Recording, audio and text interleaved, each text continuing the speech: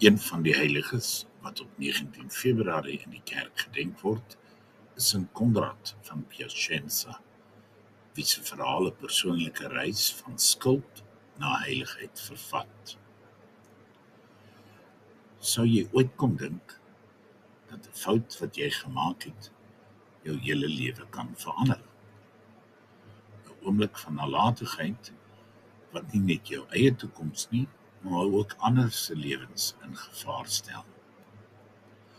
Vandag vertel ons die ongelooflike verhaal van Konrad van Piacenza, 'n man wie se roekelose daad hom op 'n pad van skuld, boetedoening en uiteindelik heiligheid geplaas het.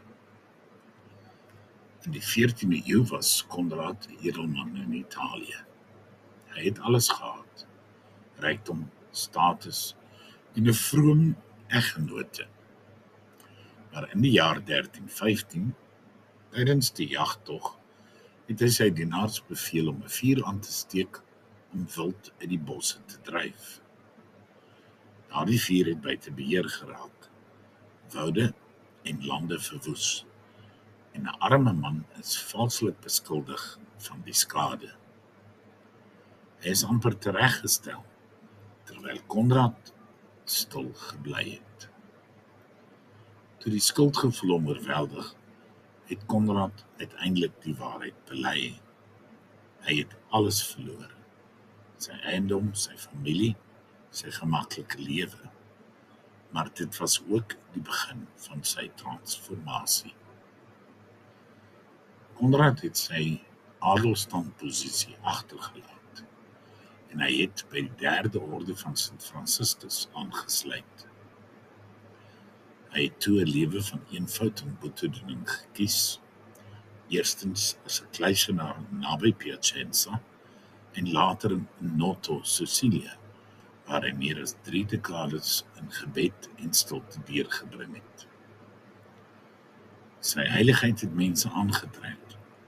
Hulle het sy raad gesoek en wonderwerke is aan hom toegeskryf. Wonderwerke van genesing en selfs die vermoë om harte te lees. Konrad is in die jaar 1351 oorlede en sy graf het 'n pelgrimsoord geword. In die jaar 1625 is hy deur Paus Urbanus die 8ste heilig verklaar. Hierdie verhaal van Konrad leer ons dat selfs ons grootste mislukkinge deur God omskep kan word in paaie na heiligheid, as ons bereid is om ons skuld te erken en onsself aan sy barmhartigheid oor te gee en oor te laat.